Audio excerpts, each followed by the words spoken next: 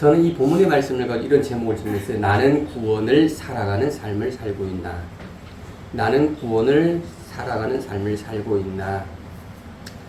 나이가 지긋한 바울이 거기에서 자신의 삶을 회개하면서 빌립보 교인들을 향하여 글을 쓰고 있습니다. 분명히 지난주에 바울은 마음에 대한 내용을 써내려고 있었는데, 근데 오늘 본문은 구원의 삶에 대한 내용을 현재 이야기하고 있습니다. 오늘 말씀을 통하여 우리의 삶을 돌아오면서 나는 내 삶이 어떠한지를 점검해보는 시간이 되었으면 좋겠습니다. 우리는 지난주에 분명히 마음에 대한 이야기를 했습니다. 이 마음은 심리학적으로 하나의 기관입니다. 생각하고, 느끼고, 기억하고, 판단하고, 선택하고, 또 행동하고 하는 정신적 전체 과정을 가리키는 것입니다. 그런데 바울은 이런 심리학적 마음이 아닌 다른 새로운 마음을 말하고 있습니다. 그 마음이 어떤 마음이냐? 우리 빌립보서 2장 5절 말씀을 같이 해볼까요? 시작! 여러분 안에 이 마음을 품으십시오. 이것은 그리스도 예수 안에 있던 마음이기도 합니다. 라고 바울은 여러분 안에 그리스도의 마음을 품으라 라고 말합니다. 바울은 우리가 그리스도께서 가지고 계신 그 마음을 소유하라 라고 말하고 있는 것입니다. 우리의 감정이 머무는 마음이 아닌 그리스도께서 가지고 계셨던 그 마음을 소유하라 라고 바울은 말하고 있습니다. 예수님께서는 자기 자신이 가진 그 마음이 어떤 마음이냐면 자기를 비우셨던 마음이었습니다. 그리고 그 마음으로 스스로 종이 되셨습니다. 그리고 스스로 죽기까지 순종하시기로 결심하였습니다. 그리고 어떻게 해서 죽으셨습니다. 이 순종을 보시고 하나님이 하나님께 영광을 돌렸습니다. 하나님께서 그를 어떻게 하셨어요? 다시 높여 주셨다는 사실입니다. 우리는 그것을 알고 보고 듣고 느꼈습니다. 우리가 본 그것은 보았다면 우리는 어떤 생각이 들까요? 아, 예수의 마음이 이런 마음인데 나는 어떤 무엇을 결심하고 무엇을 계획하 세워 나갈 것이냐 이것입니다. 빌립보서 2장의 전체 내용은 이렇게 설명할 수 있습니다. 우리가 지난해 배웠던 마음이었고 오늘 우리가 나눌 삶입니다. 그리고 그 삶을 살아갔던 디모데와 에바브로디도를 다음 주에 우리가 말씀을 나눌 예정입니다. 바울이 말한 마음은 금방 서두에 설명드린 것처럼 어떤 마음이냐? 예수 그리스도의 마음입니다. 이 마음을 한마디로 말해라. 죽기까지 순종하는 마음입니다. 그 순종의 삶을 예수님이 사셨다는 사실입니다. 이 마음을 품으라 말합니다. 여러분 품기를 축복합니다. 아멘. 그 마음을 우리의 요동치는 이 심정에 이 마음에 담아두라는 것입니다. 그 마음은 우리가 각각 가지고 있는 마음이 아닙니다. 그 마음은 하나의 마음입니다. 그 마음은 그리스도의 마음입니다. 그 마음은 어떤 마음이가 겸손한 마음이고 순종의 마음입니다. 바울은 오늘 우리에게 말합니다. 이 마음을 품으라. 그러면 이 마음을 품은 우리들이 어떻게 살아가야 되는가에 대한 얘기를 하고 있는 것입니다. 예수의 마음을 품었다면, 죽기까지 순종의 마음을 품었다면 어떻게 살아갈 건가입니다. 우리가 어떤 삶을 살아갈 건가? 어떻게 살아가는 게 좋은가? 바울은 로마서 12장에 가면 이렇게 말을 합니다. 그러므로 라는 단어로 시작합니다. 이 그러므로 라는 단어가 어떤 뜻이냐? 앞에 있는 이야기와 뒤에 있는 이야기를 연결하는 다유와 같은 것입니다. 분명히 앞에서는 예수 그리스도의 그 마음을 품는 이야기를 했습니다. 그렇다면 그러므로 단어는 그 이야기에 연결되어진 이야기가 오늘 본문에 등장된다는 것입니다. 우리말 성경 12절 말씀을 같이 읽어볼까요? 시작! 그러므로 내 사랑하는 사람들이여 여러분이 항상 순종했던 것처럼 내가 여러분과 함께 있을 때뿐만 아니라 지금 내가 없을 때에도 두렵고 떨리는 마음으로 라고 말합니다. 예. 그 다음에 자 개역 한글 성경을 같이 읽어보세요. 시작! 그러므로 나의 사랑하는 자들이여 너희가 나 있을 뿐 아니라 더욱 지금 나 없을 때에도 항상 복종하고 두렵고 떨림으로 라고 말합니다. 그리고 세번역 성경을 같이 읽습니다. 시작.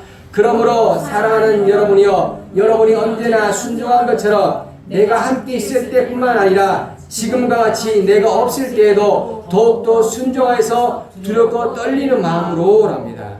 자, 여기 말씀을 읽으면 두렵고 떨리는 것으로 무엇을 하라고 말합니다.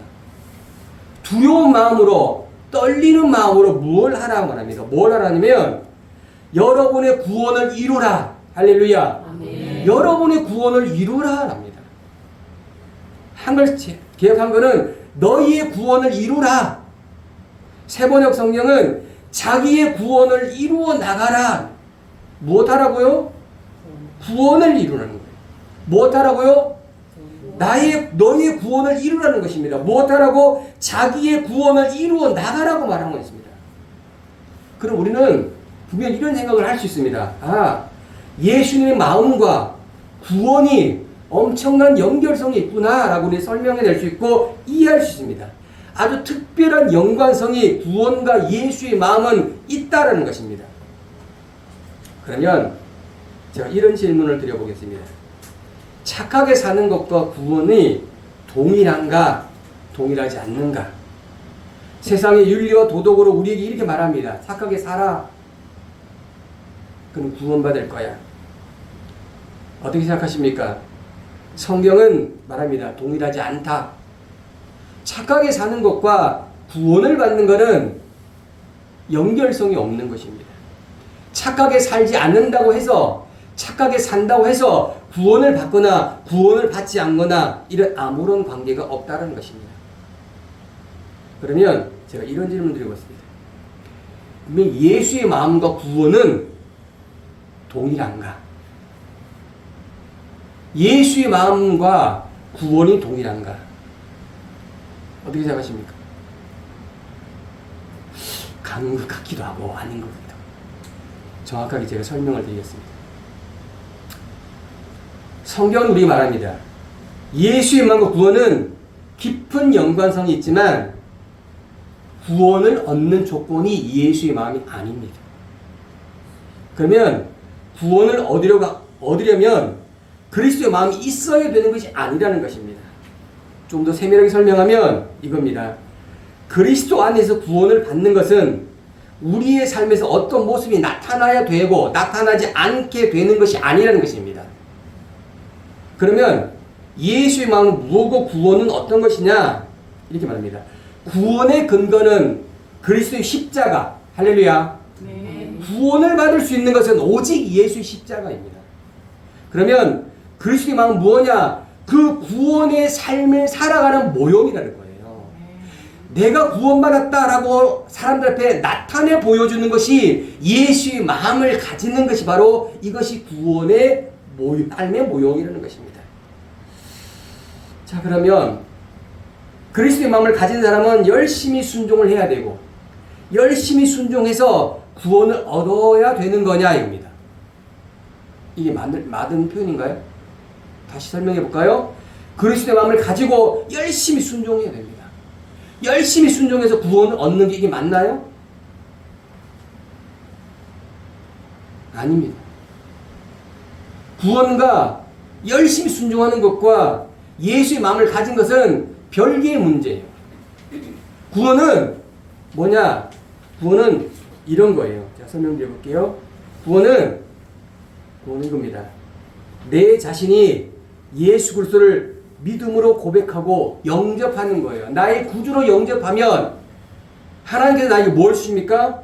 구원을 주시는 거예요. 할렐루야. 아멘. 그 십자가의 피로 말미암은 그 구원을 나에게 주시는 거예요. 마치 선물처럼 나에게 주시는 것입니다. 공짜입니다. 구원은 공짜입니다. 내가 아무것도 하지 않아도 내가 구원을 받는 거예요. 내가 무엇을 해서 구원받는 게 아니라는 사실을 기억하시기 바랍니다. 예수를 믿기만 하면 되는 거예요. 예수를 믿기만 하면 되는 거예요. 그러면 내 자신을, 내가 구원을 받는 내가 어떤 사람이 되느냐? 새로운 내 자신이 되는 거예요. 새로운 내 자신. 왜냐? 예수의 마음이 나의 마음에 들어오는 거기 때문에. 이전은 내가 아닌 새로운 내가 되는 거예요. 과거가 내가 아닌 새로운 내가 되는 거예요. 왜? 내 안에 누가 계십니까? 예수 그리스도가 계시기 때문입니다. 나는 이제 구원을 소유하는 자가 되었기 때문인 것입니다. 그럼 그 구원을 소유하는 자가 어떤 삶을 살아가야 되는가입니다. 어떤 삶을. 이전에 가진 마음이 아닌 예수님이 가진 그 마음을 가지고 그 예수의 마음을 소유해서 그 마음의 토대로 그렇게 살아가야 되는 것입니다. 그럼 그것이 무엇이냐? 바로 이겁니다. 예수의 마음을 가지면 예수님처럼 말하고 예수님처럼 행동하고 예수님처럼 살아가야 된다는 사실을 기억하십시오. 아멘. 할렐루야. 아멘. 이게 예수의 마음을 품은 자의 삶인 거예요. 예수님처럼 말하고 예수님 행동하고 예수 살아가는 이에게 구원이 없다고 누가 말할 수 있습니까? 분명히 말씀드립니다. 구원은 예수의 마음이 아닙니다. 그러나 예수의 마음 품은 자는 구원의 삶을 살아간다는 거예요. 예수님 잃어버린 양을 위해 어떻게 합니까? 자신의 모든 것을 쏟으셨습니다. 그 잃어버린 자 누굽니까? 저와 여러분입니다. 할렐루야. 아멘. 우리의 멋대로 우리의 삶대로 살아도 우리가 잃어버렸던 거예요. 아버지의 뜻을 잃어버리고 자신이 가고 싶은 대로 가는 겁니다. 자, 우리 세번역성경 12절의 말씀을 같이 다시 한번 읽어볼까요? 시작. 두렵고 떨리는 마음으로 자기의 구원을 이루어 나가십시오. 할렐루야. 두렵고 떨리는 마음으로 자기의 구원을 이루어 나가라고 말합니다. 그럼 분명히 목사님 말했는데, 목사님 구원을 받았는데 뭐 이루어 나가라. 여러분, 구원을 이루어 나가라는 것은 구원은 마치 보석과 같은 거예요. 도적이 우리의 보석을 빼앗아 갑니다. 그 보석을 어떻게 해요? 지켜나가야 되는 것입니다. 존귀한 보석, 존귀한 것을 지켜나가야 되는 것입니다. 오늘 바울은 말합니다. 그 구원을, 자기의 구원을 이루어 나가는 겁니다. 어떤 마음으로? 두려운 마음으로, 떨리는 마음으로 지켜나가는 것입니다. 그러면 어떻게 하면 구원을 이루어 나갈 수 있는가?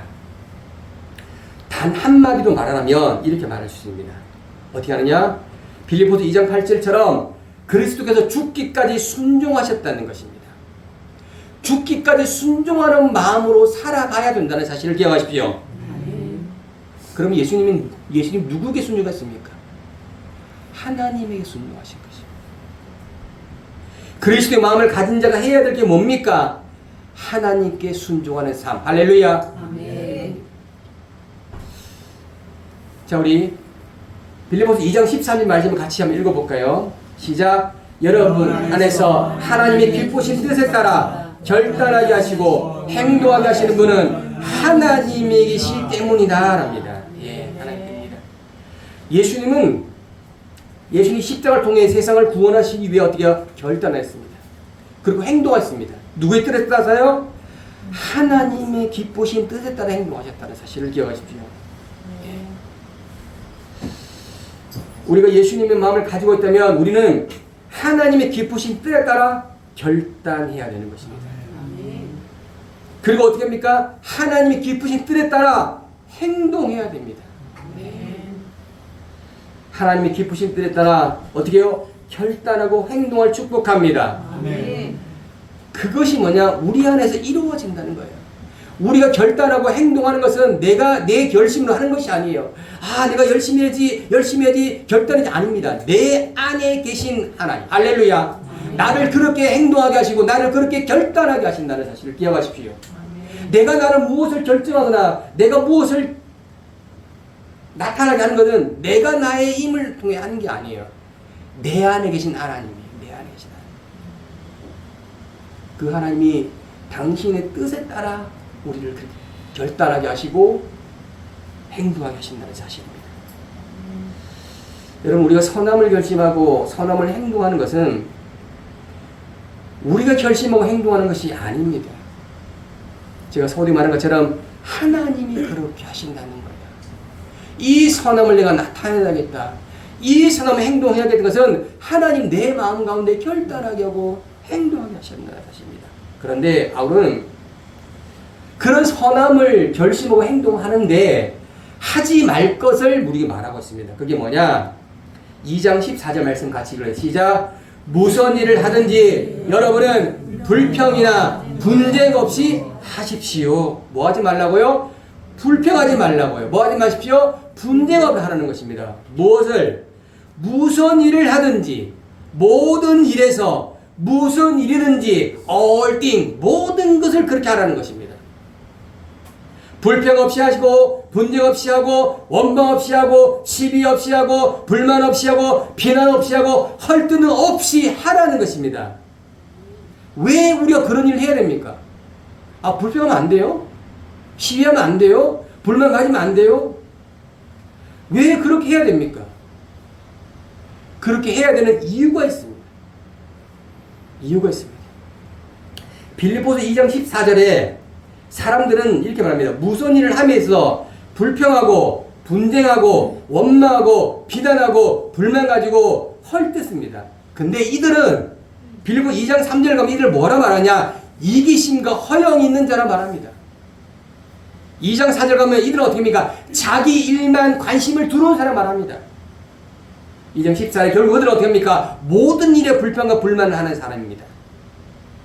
이들 마음속에는요, 불평과 분쟁과 원망과 시비와 불만과 비난과 헐뜯음이 가득하다는 것입니다.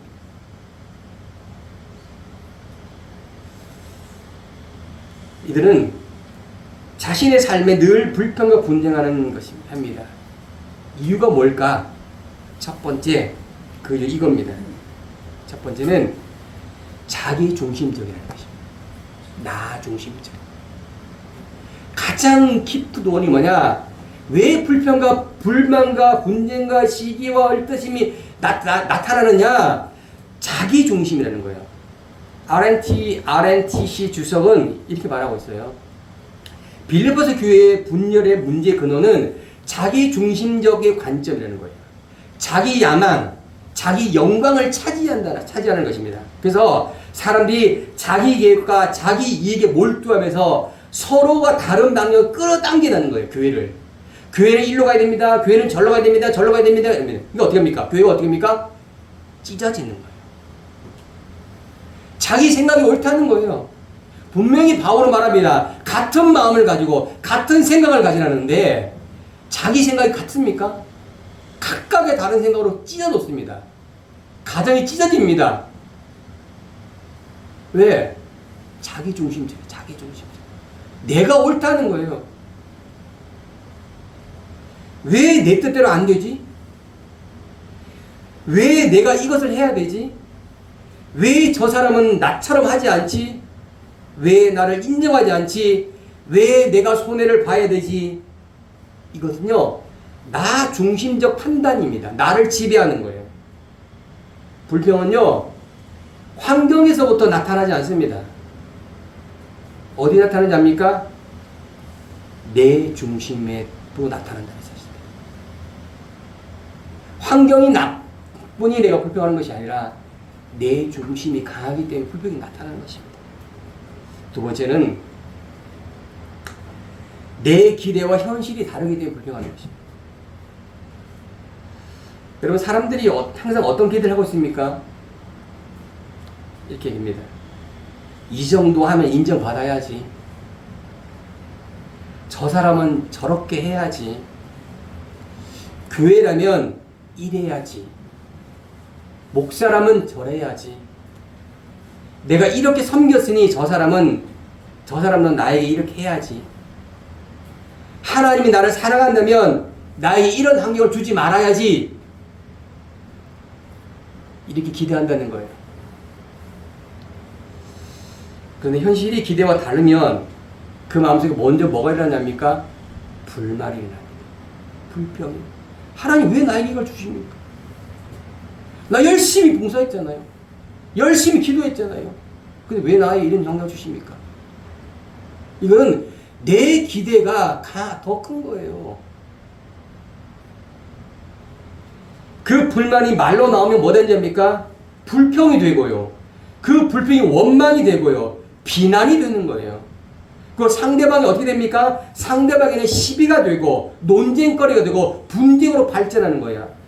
NICT 주석이 이렇게 말합니다. 이기심과 허영을 방치하면 결국 공동체가 심각한 갈등에 이르게 된다는 것입니다. 분명히 이 빌립보서 2장 14절에 말하면 불평과 논쟁은 이 문제거리로 보아야 한다고 이제 주석은 이렇게 설명합니다. 세 번째로 인정받고 싶기 때문에 인정하고 싶어요. 여러분, 제가 늘 말씀드리죠. 우리는 하나님이 일을 한 끝입니다. 다시 말씀드려요. 내가 상대방에게 선을 행하면 끝이라는 거예요. 나에게 좀 알아주지. 이거는요, 인정받고 싶은 마음인 거예요. 다시 말씀드립니다. 내가 하나님이 열심히 봉사했어요. 열심히 헌금했어요. 끝이라고요. 이건 내가 해야 될 일이래요. 일. 내가 자녀를 열심히 양육했습니다. 끝이라고요. 이 자녀가 효를 하든 안 하든 그거는 내 몫이 아니에요. 나의 역할은 이 자녀를 잘 양육하는 것이 내가 해야 될 역할. 할렐루야. 그거예요. 목사는요, 말씀을 잘 준비해 여러분이 전달하는 게 제 역할인 거예요. 은혜를 받게 하는 건 제가 아니에요. 하나님이 하시는 거예요. 할렐루야. 농부는요, 심는 게 자기 역할인 거예요. 자라게 하는 이 누굽니까? 하나님. 할렐루야. 끝이라고요. 근데 왜 우리는 인정받고 싶어 하나요? 인정 안 해줘요. 목사님 인정 왜 안 해줘요? 제가 뭘 인정을 해줘야 되나요?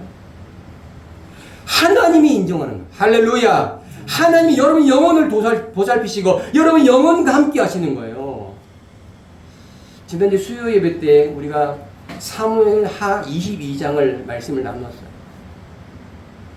다윗은요 10여 년 동안 고통 속에 삽니다. 근데 다윗이 무엇을 깨달았냐?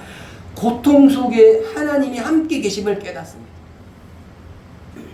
우리의 고통 속에 누가 계신다고요? 하나님이 계신다.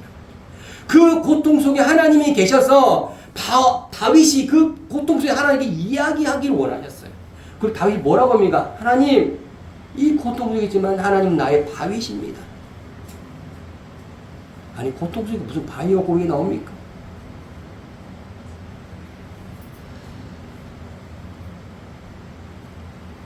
PNTC 주석은 이것을 가지고 뭐라 말이냐면 허영은 자신의 위치와 명예와 권력과 평판을 높이고 싶어하는 빈 영광의 욕구와 연결된다고 말하고 있습니다. 허영을 가진 사람은 높은 자리를 차지하기 위해 다른 사람을 자극하거나 낮춘다는 것입니다. 그래서 어떤 비난은 상대방의 잘못이 때문에 일어나는 것이 아닙니다. 왜 저 사람은 나에게 인정하지 않지? 왜 내가 저 사람보다 더 많이 했는데 왜 나를 안 알아주지? 왜 내 의견은 무시하지? 왜 나한테 묻지도 않지? 라는 마음이 생기는 것은 인정받고 싶어하는 마음이라는 거예요. 자기 자신을 높이기 위해서 상대방의 가치를 낮추는 거예요. 존중하지 않는 거예요. 그것이 비난과 헐뜯과 뒷말로 나타난다는 것입니다. 자, 앞에 있는 우리 글자를 같이 읽어보자. 시작. 불평, 분쟁, 원망, 시비, 불만, 비난, 헐떠듬. 이것들은 그리스도의 마음과 반대된다는 사실을 기억하십시오. 할렐루야. 불평과 분쟁과 원망과 시비와 불만과 비난과 헐떠듬은 하나님으로부터 나오지 않는다는 거예요. 하나님 마음이 아니라는 거예요. 분명히 우리는 배웠습니다. 빌립보서 2장 5절부터 8절에 예수님이 어떤 마음이었습니까? 죽기까지 순종하는 마음이었다는 거예요. 근데 어떻게 순종하는 마음 속에 불평과 비난과 원망과 시비가 헐떡이 나오냐고요.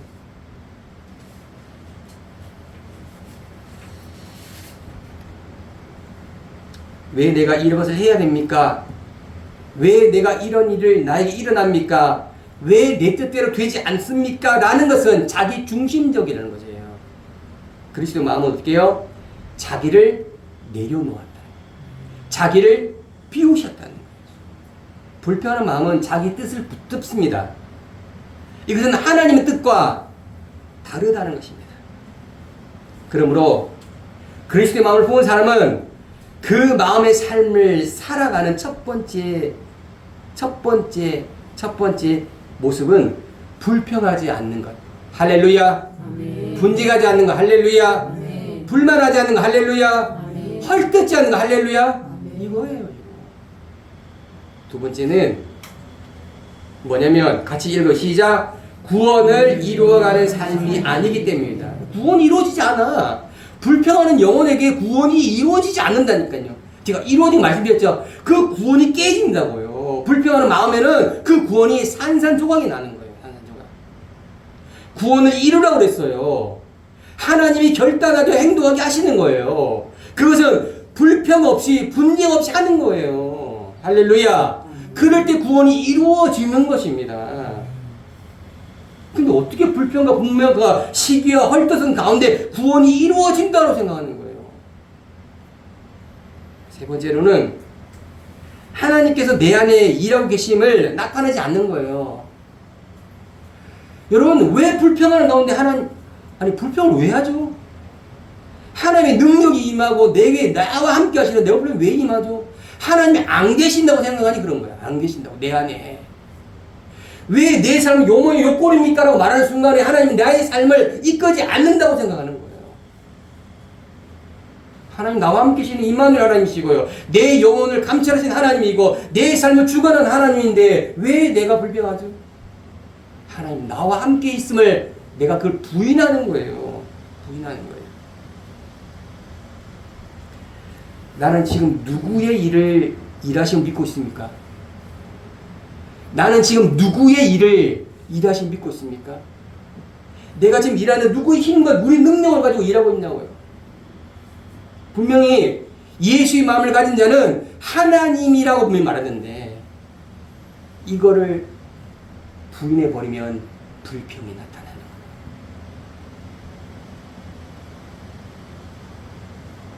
네 번째로는 공동체를 파괴하기 때문인 것입니다. 불평하는 그 모임은 공동체가 무너지는 거예요.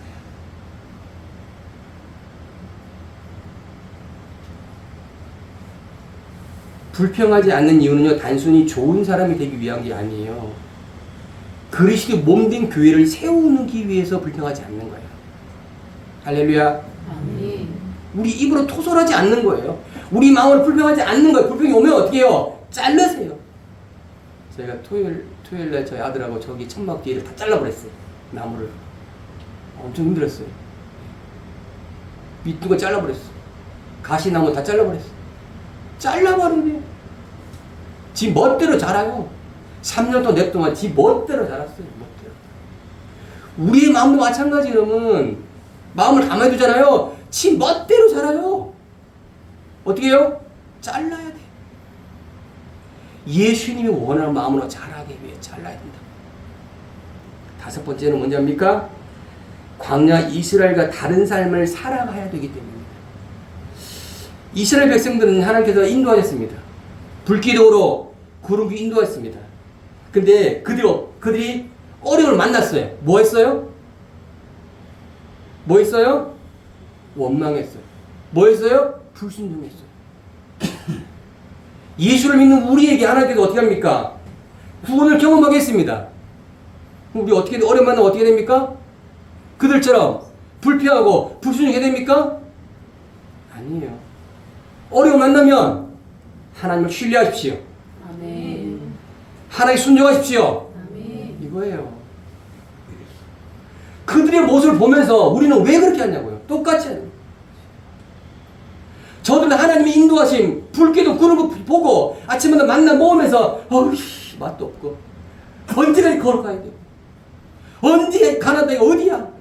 입으로 매가지 불평과 불만을 쏟아내요. 우리는 어떻습니까? 복음의 길을 가고 구원의 은혜를 받았고 선물을 공짜로 받았는데 하나님 돈도 좀 막 주시지.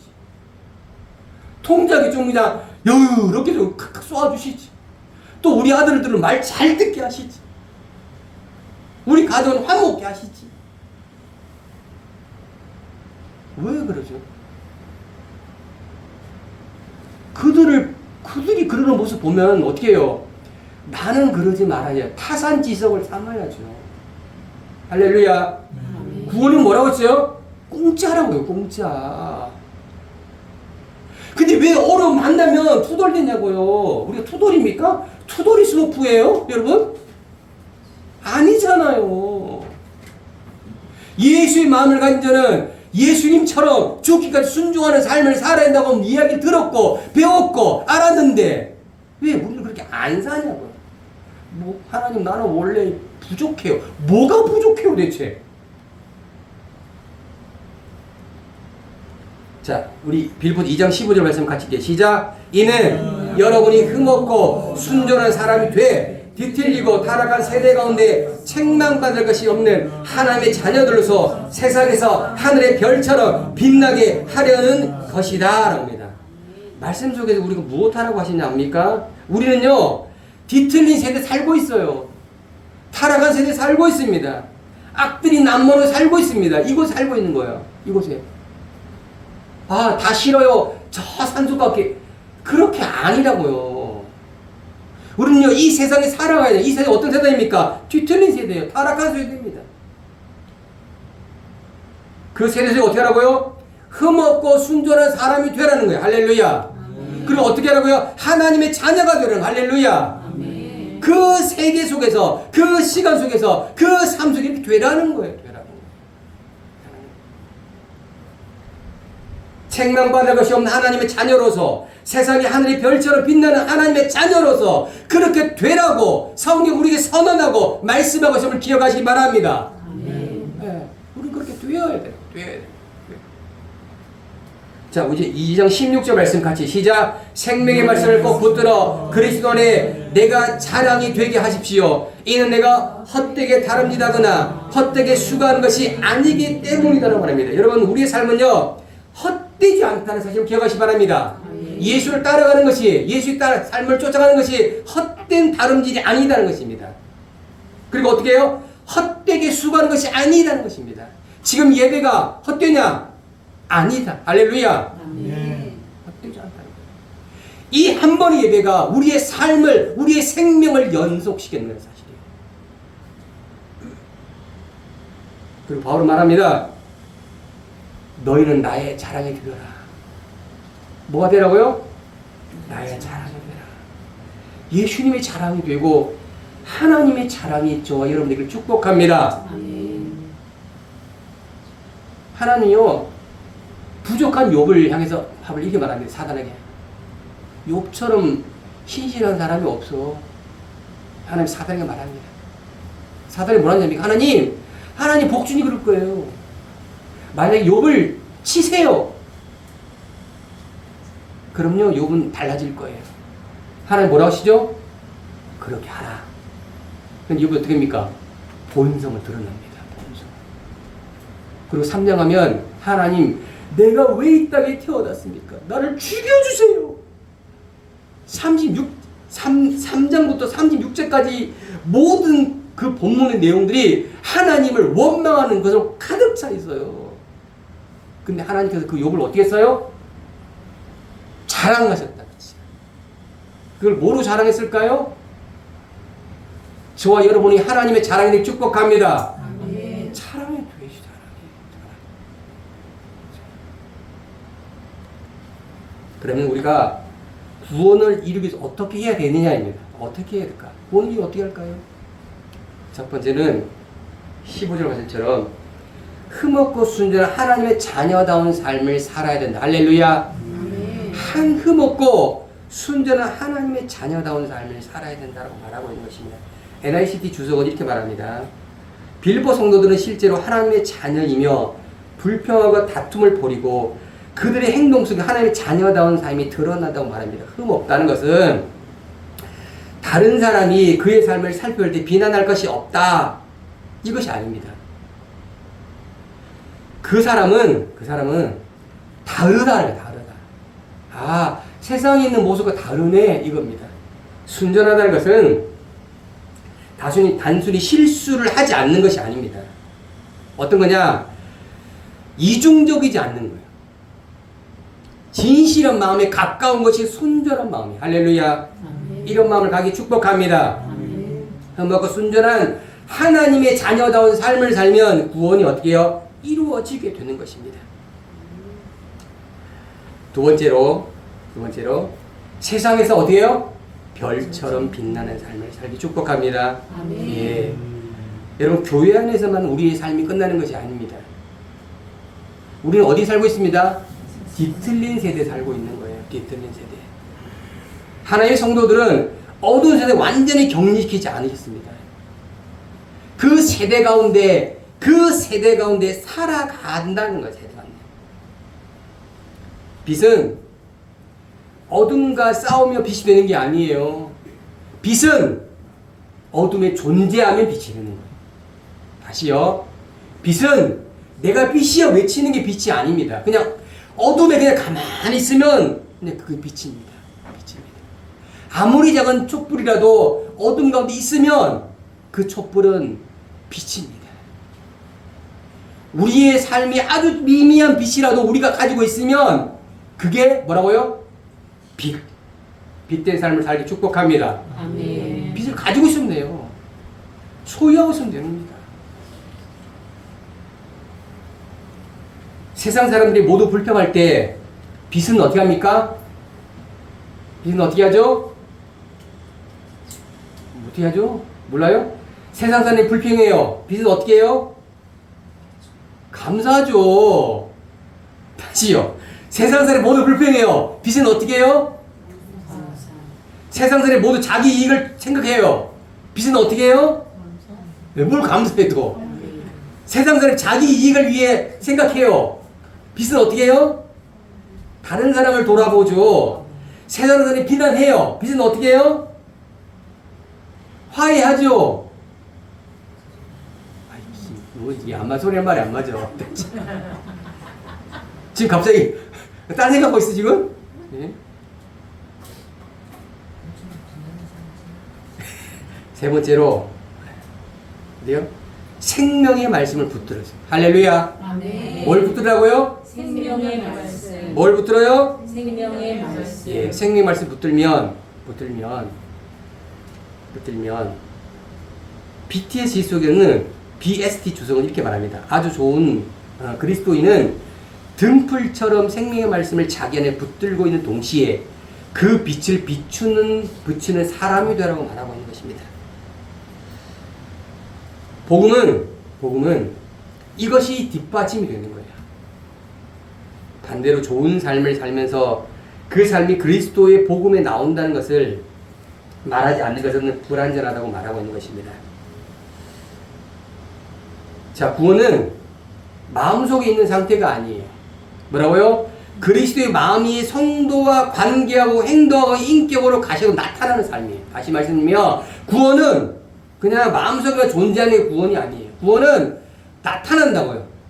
너에게, 우리에게, 우리의 삶에 그냥 나타난다고요. 내 인격으로 나타난다고요. 이것이 삶으로 귀결되는 것입니다. 자, 제가 서두에 질문드렸던 질문을 다시 해볼까요? 나는 구원을 살아가는 삶을 살고 있나? 여러분, 이 질문을 하셔야 됩니다. 이 질문을 하지 않으면 후회의 삶을 살게 될 것입니다. 여러분, 우리는 착각하고 삽니다. 어떤 착각이냐? 나의 청춘은 영원할 거야. 내 건강은 영원할 거야. 내 생명은 영원할 거야. 라고 착각하고 살아갑니다. 여러분, 진짜 그렇습니까? 언제 깨닫죠? 몸이 아프면. 언제 깨닫죠? 힘이 없으면. 언제 깨닫죠? 팔다리가 안 움직여. 언제 깨닫죠? 어느 순간 허리가 허연 머리가 나. 아, 이제 인생이 마무리되는구나. 근데 그때도 못 깨달아. 누워서도 못 깨달아. 언제 깨닫는지 압니까? 내 생명이 끝나면 깨닫습니다. 그때 우리가 뭐가 찾아오는지 압니까? 후회가 찾아오는 후회. 그때는 끝났습니다. 그때는 영적 세계가 열리는 거예요. 그때 저 앞에 목소리 큰 저 목사 말을 들을 걸. 내 아내의 잔소리 같은 그 말을 들을 걸. 내 부모의 말을 들을 걸 하고 후회하지 않길 축복합니다. 지금 나는 구원을 살아가는 삶을 알고 있나라고 스스로 고민하셔야 되는 거예요.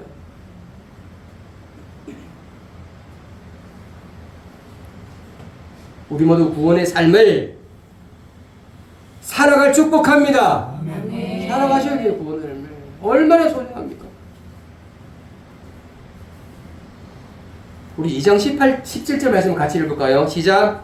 이제 내가 여러분의 믿음의 제사와 예배에 나의 피를 붓는 일이 있을지라도 나는 기뻐하고 여러분 모두 함께 기뻐하겠습니다. 이게 무슨 말입니까? 이 말이 무슨 말이냐면 쉽게 설명드려 볼게요. 이겁니다. 내가 여러분의 믿음의 제사와 예배에 내 피를 붓는 일이 있을지라도 나는 기뻐하고 여러분과 기뻐합니다. 이 말은 빌립보 성도들의 믿음과 헌신이 하나님께 드려지는 제사라면 내 생명까지 제사 위에 부어진다 해도 나는 기쁘겠다는 거예요. 당신들의 믿음이 발전하고 승화되면 내 생명은 조금도 아끼지 않겠다 이겁니다. 이것이 바울의 고백이라고 지금 이제. 저는 이 고백에 그러면 성령님 너는 이렇게 질문해요. 과감하게 예스라고가 안 나오는 거예요. 아직 제 마음이 부족한 거예요. 근데 그렇지 일부는 그렇습니다. 내 생명이 조금도 아깝지 않는 큰 믿음이 되어야 되겠구나 라고 생각을 했습니다.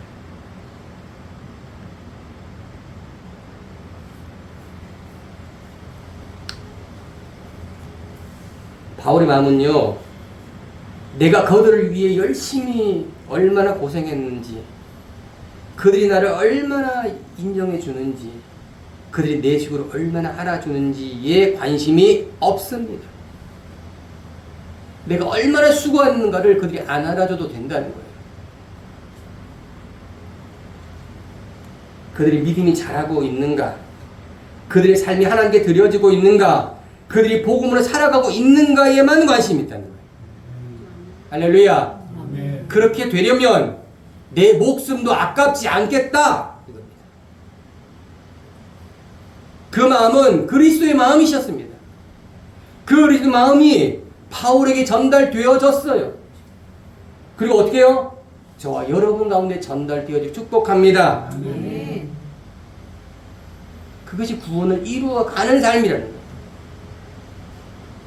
그 구원을 이루어가는 삶을 우리는 살아가야만 되는 겁니다. 왜? 내가 구원받은 사람이기 때문에. 그렇게 살아가셔야 돼요. 여러분의 현실을 어떻게 제 목사가 다 이해하고 다 알 수 있겠습니까? 여러분 저의 마음 어떻게 아십니까? 그건 중요하지 않아요. 뭐가 중요하냐면 내가 구원받은 자의 삶을 내가 살아가고 있는가에 대한 부분입니다. 그것이 넘버원이 되셔야 돼요. 내 삶의 가장 먼저가 되셔야 돼요. 그리고 그 다음이에요. 그 다음.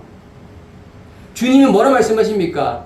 내가 너가 있어야 될 걸 내가 다 알고 있어. 다 줄 거야 말씀하셨잖아요. 근데 우리는 어떻게 해요? 그거 말고요. 이거 먼저 주세요. 그럼 어디 구원이 어떻게 됩니까?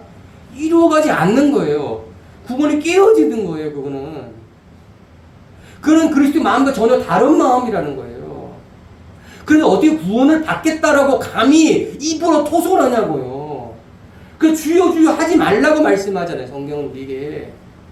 어떻게 두 마음을 가지고 어떻게 재물을 가지고 하나님을 섬기겠다고 어떻게 감히 입으로 토속을 하냐고요. 하나님이 재물을 주신다니까요. 그 재물 위에 먼저 구하게 너희는 그 나라와 의를 구하라잖아요. 의를. 그게 뭡니까? 우리의 구원이 자기의 구원이 두렵고 떨리는 것으로 이루어가고 있는가를 날마다 살펴서 그 구원이 잘 이루어져서 내 이웃과 내 형제와 내 교회가 어떻게 해요? 그들과 손잡고 하나님의 뜻을 향해 나아가는 것을 내가 같이 함께 가야 되는 거예요. 가야 되는 거예요. 이것을 우리에게 맡기셨다는 사실을 기억하십시오. 아멘. 바울은 그들을 향해 말하고 있습니다. 다음 주는 그렇게 살아가는 사람들 디모데와 에바브로디도를 소환하겠습니다. 다음 주 설교 제가 다 얘기했습니다. 이 설교할 것입니다. 기도하겠습니다.